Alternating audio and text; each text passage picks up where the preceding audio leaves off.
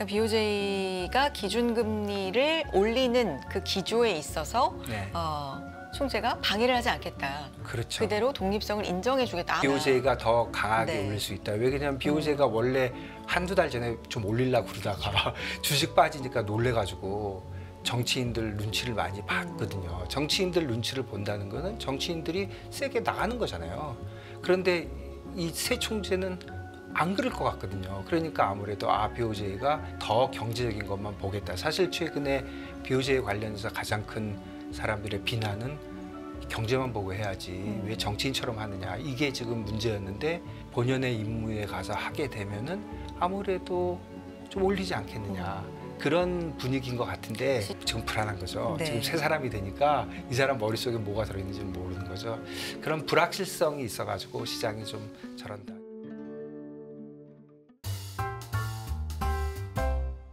김준송 대표님 나와 계십니다. 안녕하세요. 안녕하십니까. 반갑습니다. 네. 직접 뵈니까 역시 더 반갑네요. 반갑습니다. 네, 화상으로 네. 요새 네. 자주 뵙는데요. 네, 잘 지내시죠? 잘 지냅니다. 네, 아무래도 저희가 이제 화상 연결할 때도 외환 시장 중심으로 집중적으로 좀 여쭤보는데요. 특히나 엔화 얘기 최근에 좀 많이 여쭤봤던 것 같아요. 네. 어제 사실은 장 끝나고 금요일 날 끝나고 이시바가 되면서 달러엔이 146.50이 142.50이 네. 됐어요. 그러면 4엔이 빠진 거니까 정말 많이 빠졌죠. 급격하게. 많이 네. 빠졌고요. 그리고 사실 니케이 퓨처스가요. 지금 6% 빠져 있습니다. 종가에 비해서. 네. 그러니까 금요일 날 니케이가 2.3% 올랐었거든요. 근데 거기서부터 이시바 발표한 이후에 6%가 빠졌어요. 그러니까 오늘 시장 어떻게 시작하는지 좀 보긴 봐야 될 것 같습니다. 네. 네. 이게 지금 차기 총재 뭔가 약간 성향 이런 걸 예. 반영한 거죠, 그러니까. 그런 것 같아요. 네. 그래서 보니까 네. 다카이치 그 후보가 여성 후보잖아요. 그분은 굉장히 강경 보수거든요. 근데 자민당 자체가 강경 보수잖아요. 근데 그분이 될 줄 아는 것 같아요, 다들. 근데 이게 사실 서프라이즈거든요. 갑자기 안 될 것 같은 사람이 돼가지고 놀란 것도 있고, 지금 이시바 후보가 이제 총리가 되는데, 이시바 총리가 기본적으로 영원한 아웃사이더 이렇게 불리던 사람이거든요. 그러니까 조금 아웃사이더에 있으니까 조금 뭔가 말을 많이 하진 않았어요. 그러니까 지금 시장이 불안해하는 거는 이시바 자체보다는 기존의 그 다카이치가 한 얘기하고의 차이를 봐야 되는데 크게 보면 두 가지인데요. 하나는 BOJ에 관련돼서 그 기존에는 다카이치는 굉장히 반대적인 입장을 했어요. 그러니까 뭐 많이 싸웠어요. 컨플릭트가 많았는데 이시바는 독립성을 보장해야 된다, 그런 얘기를 했고, 또 하나는 기존에는 뭐라고 얘기했냐면 재정정책에 관련돼서 재정정책을 강하게 부양해야 된다, 이게 주장이었는데 네. 이시바는 지금 건전한 재정정책이 중요하다 이렇게 얘기를 했거든요. 그건 어떤 그러니까 건전하게 한다는 거는 결국 그 부양책을 많이 안 쓰는 거죠. 재정을 건전하게 네. 해야 되니까 부양책을 안 쓰는 거잖아요. 그러면 이 두 가지를 보면 쉽게 생각할 수 있는 게 BOJ가 이자율을 올리겠네. 인상은? 예, 인상을 하겠네. 하겠네. 예. 그래가지고 그게 시장에 이렇게 영향을 많이 줬거든요. 그러니까 BOJ가 인상을 할 거라는 예측도 있지만 제가 보기에는 지금 말씀하신 대로 뭔가 불안하잖아요. 그동안 많이 안 알려져 있던 사람이고, 네. 그다음에 지금 외교 정책에 대해서 많이 얘기들 하지만 사실은 일본도 지금 경제적으로는 뭐 코퍼레이트 가버넌스 같은 거, 그다음에 금융 투자에 관련된 텍스, 우리가 굉장히 비슷하거든요. 그 두 개가 그동안 잘해왔지만 거기에 대한 아직 해야 될 일이 굉장히 많은데 거기에 관련돼서 이시바가 어떻게 나올지 모르는 거죠. 그러니까 거기에 대한 불안감이 있어가지고 어제 생각보다 많이 빠진 거예요. 6%면 많이 빠진 거죠. 6% 빠지고 달러엔도 그동안 쭉 올라가던 게 한 방에 4엔이 빠졌으니까 오늘 일본장 이제 아시아장 열리면은 주식하고 달러엔 어떻게 되는지 조금 주목이 됩니다. BOJ가 기준금리를 올리는 그 기조에 있어서 네. 총재가 방해를 하지 않겠다. 그렇죠. 그대로 독립성을 인정해주겠다. 그러면 그대로 그렇죠. 올리는 게 이제 거의 뭐 기정사실이지만 속도가 좀 더 방해 없이 빠를 수 있겠구나. BOJ가 더 강하게 네. 올릴 수 있다. 왜냐하면 BOJ가 원래 한두 달 전에 좀 올리려고 그러다가 주식 빠지니까 놀래가지고 정치인들 눈치를 많이 봤거든요. 정치인들 눈치를 본다는 거는 정치인들이 세게 나가는 거잖아요. 그런데 이 새 총재는 안 그럴 것 같거든요. 그러니까 아무래도 BOJ가 좀 정신을 차리고 더 경제적인 것만 보겠다. 사실 BOJ 최근에 BOJ 관련해서 가장 큰 사람들의 비난은 경제만 보고 해야지 왜 정치인처럼 하느냐. 이게 지금 문제였는데 결국 정치인들이 조금 물러나 주면은 본연의 임무에 가서 하게 되면은 아무래도 좀 올리지 않겠느냐. 그런 분위기인 것 같은데 시장도 그렇게 해석을 하고 예, 있는 그렇게 거고요. 해석하고 있고 그리고 지금 불안한 거죠. 네. 지금 새 사람이 되니까 이 사람 머릿속에 뭐가 들어있는지 모르는 거죠. 그런 불확실성이 있어가지고 시장이 좀 저런다. 그러니까 오늘 좀 중요한 것 같아요. 오늘부터 한 하루 이틀 그 새 총리가 뭐라고 얘기하는지, 그다음에 시장은 어떻게 반응하는지 네. 그런 것들이 좀 중요하다 이렇게 봐집니다. 우리가 이렇게 엔화가 움직이면 이제 엔캐리 네. 트레이드 청산에 대해서 워낙에 한번 네. 그게 최근에도 네. 되었기 때문에 굉장히 좀 예민하게 네. 생각을 합니다. 어떻게 봐야 예, 될까요? 맞습니다. 네. 이게 어쨌든 이유가 뭐든 간에 네. 예나가 이런 식으로 강하게 빠지기 시작하면 사람들이 다 걱정을 하는 거죠. 왜 그러냐면 엔캐리 트레이드인가 건 기본적으로 굉장히 장기적인 것들이거든요. 이게 뭔가 바뀌었네. 그러면 나는 그만할래 하고 빠져나가기 시작하면 금액 자체가 크기 때문에 잘 알려져 있지도 않고 그러다 보니까 걱정을 하는 거죠. 그런데 뭐 또 예나 움직이면 항상 얘기하듯이 오를 때는 천천히 내릴 때는 급하게 내리니까 여기서 예를 들어서 뭐 이시바가 뭐라고 얘기하든 어떤 분위기로든 가든 간에 뭐 갑자기 140 밑으로 확 내려가 버리면 146.50이 142.50 됐는데 142.50이 138.50은 안 되겠습니까? 그러니까 만일에 138 막 이렇게 내려가게 되면 놀래겠죠. 야, 이게 굉장히 많이 빠지는 거 아닌가? 그런 불안감이 조금 깔려 있어서 화들짝 놀랐다? 그 정도를 일단 봐야 되고요.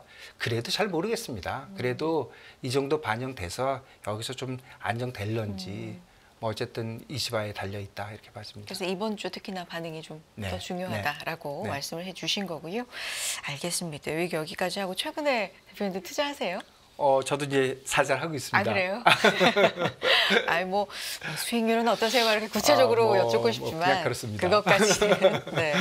그러면 기관 투자자이셨던 거잖아요. 예. 오랜 기간 예. 개인 투자자를 이제 해보시니 예. 그 차이점도 조금 더 솔직하게 예, 말씀해 주실 수 가장 있을 것 큰 같고. 차이는 네. 리스크 관리가 더 어려워요. 왜냐하면 기관에 있으면 내가 아무리 하고 싶어도 옆에 시어머니들이 쫙 있잖아요. 시어머니랑 리스크 매니저, 네. 뭐 트레이딩 헤드, 뭐 여러. 리저널 헤드, 뭐 이런 네. 사람들이 전부 집중적으로 보고 있기 때문에 내가 지켜야 되는 룰을 무조건 지켜야 되잖아요. 사실 지키는 게 맞고. 그러니까 나한테 주어진 게 뭐라는 걸 제가 정확하게 알거든요. 그러면 그 박스에서는 단 요만큼도 못 벗어나거든요. 그리고 지켜보고 있고. 그런데 개인이 하게 되면 내가 CEO고 내가 리스크 매니저고 내가 오퍼레이션 매니저고 뭐 내가 다잖아요. 그러니까 이게 사람이 마음이 약해져 가지고 여기서 리스크 관리를 해야 되고 뭐 스탑로스를 예를 들어서 해야 되는데 안 하는 거죠. 야, 스탑로스 좀 늘리면 되는 거 아니야? 내 마음인데? 이렇게 할 수 있기 때문에 기관과 개인의 차이를 보면 예전처럼 뭐 기관은 정보를 많이 가지고 있고 뭐 거래하기가 편하고 이런 건 거의 사라졌어요. 요즘 기관이라고 무슨 특별한 진득한 정보가 있어요. 다 같이 똑같이 보는데. 그다음에 거래하는 방법도 기관이 뭐 더 편리한 것도 없어요. 개인들도 엄청 편리한데 그런데 이제 이슈는 그거예요. 리스크 매니저를 혼자서 하니까 혼자서 방에 혼자 앉아 있으니까 잘못하면 거기서 실패할 수 있다. 그래서 개인 투자가들 뭐 전업 투자가든 뭐 전업 투자가 아니든 개인 투자가들이 조심해야 될 거는 리스크 매니저를 진짜 조심해야 된다. 그런 생각이 들어요. 최근에 시장 흐름은 이제 거시적으로 보면 금리가 높았던 시기에서 이제는 인하 시기로 접어든 거잖아요. 네. 그러면 개인 투자자로서 이제 네. 이 시기에 투자는 어떻게 해야 된다. 혹은 이게 왜냐하면 선반영이라는 게 네. 굉장히 많이 네. 있기 때문에 이 시기에 다시 뭔가를 새롭게 들어가면 너무 늦었다 하는 것도 있는 것 같고요. 인상 시기보다 인하 시기가 더 어려운 것 같아요. 그래요. 더 복잡해요. 왜냐하면 인상 시기는 뭐 우리 많이 봐왔지만 그냥 이렇게 기도하고 있으면 되잖아요. 인플레이션이 떨어졌으면 좋겠다. 인플레이션만 떨어지면은 이자율도 내려가고 그럼 채권 시장이 올라가고 그다음에 이자율이 내려왔으니까 주식시장이 좋아지고 그러니까 어떤 인플레이션 관련된 데이터 또는 경기 관련된 데이터 이런 걸 보고 답이 정해져 있어요. 0.32, 0.4가 나오면 전에 우리 CPI 0.1당 2%씩 변한다 그랬잖아요. 정확하게 맞잖아요. 그러니까 너무 쉬운 거예요. 그러니까 결과는 모르지만 데이터의 값은 모르지만 데이터가 나오면 그 다음 해석은 너무 쉬운 거예요. 그러니까 다 기다리고 있는 거죠. 사놓은 사람은 어떻게 나오길 바라고 팔아놓은 사람은 어떻게 나오길 바라고. 그러니까 좀 스트레이트 포워드하고 간단해요. 어떻게 보면. 그야말로 그냥 홀짝 비슷하게 됐는데 그러니까 지표와 해석이. 네. 이제는 복잡해졌죠. 이제는 인플레이션은 사실 잡힌 것 같고 경기에 대해서는 뭐 말이 많고 그다음에 나라별로 다 다르잖아요. 그렇죠. 인플레이션은 전 세계에 영향을 좀 더 많이 주는 것 같아요. 경기보다는. 물론 공통적으로. 예, 네. 경기도 물론 미국 경제가 좋으면 전 세계가 좋아져요. 네. 미국 인플레이션이 있으면 전 세계 인플레이션이 있어요. 네. 그런데 인플레이션은 더 글로벌하게 굉장히 공평하다 그럴까? 공평한 건 아니죠. 쫙 퍼지는데 경기는 나라별로 너무 많이 차이가 나잖아요. 그러니까 기본적으로는 데이터 보기도 어렵고 나라별로도 차이가 있으니까 더 어려워진 거죠. 근데 이날 시기에 아무래도 인상 시기에는 시간이 얼마나 걸릴지가 모르겠지만 어쨌든 인플레이션이 언젠가는 잡힌다라는 예. 가정하에 매달 그 지표를 보면서 해석이 좀 공통적으로 네. 어느 정도 예측이 좀 네. 가능한 해석이 나오는 네. 부분이 있었는데 이날 시기는 그런 게 좀 예. 더 많이 복잡해졌다. 뭐 경기에 관련된 지표가 요즘도 하나 나오면 야 이게 이자율이 오르는 거야 내리는 거야. 그럼 지금은 어떤 해석이 가능한 상황이에요? 아주 최근에 나온 지표는 인플레이션이 이제 정말 완전히 잡혀가고 있구나 하는 거고 뭐 경기도 침체까지 그렇게 말할 정도로 나쁘진 않아요. 그런데 잘은 모르겠는데요. 기본적으로 인플레이션은 잡힌 것 같아요. 네. 그냥 개인적으로 생각에는 여러 가지 뭐 얘기들을 보면 뭐 지표도 PC가 그러니까 인플레이션은 네. 잡혔다고 보고 있는 것 같고 시장 사람들이 그러면 결국은 초점은 경기죠. 경기가 얼마나 좋은지, 경기가 얼마나 괜찮은지, 그야말로 사람들이 말하기 좋아하는 리세션은 과연 오는 것인지. 그러니까 결국 한마디로 얘기하면 소프트 랜딩을 할 건지 안 할 건지 그거죠. 그런데 지금 시장은 할 거라고 보고 있는 거죠. 그러니까 소프트 랜딩을 할 때 어떻게 되는지 그리고 그 과정에 특히 이제 AI는 어떻게 보면 아직 시작도 안 한 거잖아요. AI를 위한 반도체 산업에 대해서 우리가 얘기를 많이 한 거지 AI의 프로덕트 자체는 아직 나오지도 않았잖아요. 그러니까 그쪽의 것들은 앞으로 어떻게 되는 것인지. 그러니까 결국은 지금부터 유심하게 봐야 될 거는 인플레이션보다는 역시 경기다. 그렇게 봐지고 그다음에 또 어려운 대목은 미국 경기가 좋아진다고 다른 나라 경기가 다 좋아지는 건 아니거든요. 그러니까 각 나라의 경기를 어떻게 되는지 좀 봐야죠. 그러니까 더 어려워졌어요. 아무래도 금리 인하 시기가 훨씬 더 어려워졌어요. 투자에 까다롭다. 더 까다롭게 됐어요. 그러면 B컷에 대해서 한 번 더 B컷이 추가로 더 나올 수 있다라는 가능성도 아직도 시장은 계속 점점 좀 높게 보고 있는 것 같거든요. 이건 시장이 어떤 부분을 지금 중점적으로 좀 보고 그런데 있는 거예요? 결국은 네. 이제까지의 추세를 보면은 네. 여기서 이제 피벗을 한 거잖아요. 사실 그렇죠. 피벗을 한 건 굉장히 큰 거잖아요. 올리던 사람들이 내렸으니까 정책 방향을 돌린 정책 거죠. 방향을 돌린 네. 거잖아요. 그러니까 피벗을 한 건데 네. 생각을 해보면 미국 이자율이 내려갈 거라는 것 때문에 모든 게 많이 변했어요. 예를 들어서 뭐 환율도 그렇게 변했고 채권 시장, 뭐 네. 주식장이 다 변했는데 이제 와서 생각해 보니까 지금 5%인데 지금 4.5가 되고 3.5가 되는 게 내리는 게 아니라 지금 마켓에서 생각하는 것보다 더 내려야 되잖아요. 근데 지금 마켓 보면 점도표는 요즘 너무 쉽잖아요. 네. 점도표는 지금 5.0인데 4.5, 3.5, 3이잖아요. 연말 기준으로. 그러면 올해 2번 남은 거 2번 내리고 내년에 8번 중에 4번 내리고 그 다음 연도에는 8번 중에 2번 내리는 거고 시장 프라이싱은 금년 말이 4.5가 아니라 4.25고 내년 말이 3.5가 아니고 3.0이에요. 그러니까 차이가 0.5 정도 차이 나는데 B컷을 한 번 더 해야 시장은 한 번 더 한다고 보는 거잖아요. 그런데 사실은 별 차이가 없는 거죠. 사실은 별 차이가 없는 거야. 결국은 3.0 간다는 거고 뭐 11월 달에 할 건지 내년 1월에 할 건지 이런 차이잖아요.